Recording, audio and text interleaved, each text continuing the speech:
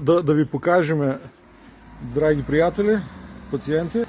Жената, така ли? Колко рекохме? Втория ден ги носиш, така ли? Втория ден, ама да ви кажем навики, прескане с него кажете. Да.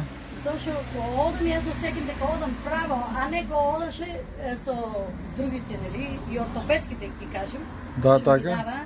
Затоа што јас се осекам како вака да одам. Так, сега со ти е по-добро. Мислам дека одам право. Да. Немам гајле. Така, не се заморуваш. Не. Така.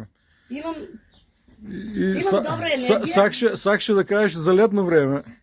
За летно време Сега? е многу жешко. Да. Ќе си одам сега на кебабите. Така, и не ти е жешко, сакаш да кажеш. Немаш замор толкова. Така. Дури да трчам. Така, тоа беше збор, сакав да ги покажем на пациента. Да.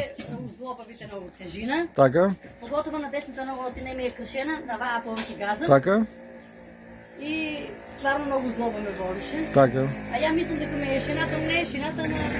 Так. Сега супер. Уште еднаш ќе ти кажем, значи благодариме на довербата, много, значи и ќе направиме уште и од килажата да слегне, значи така. Јас сум благодарна многу на вас. Така. Зашто вие сте мислам и искусни на со акъл, како да кажем.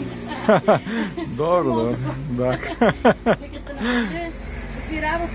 Так. Нема. Так. Не е работа само ортопедското носиш.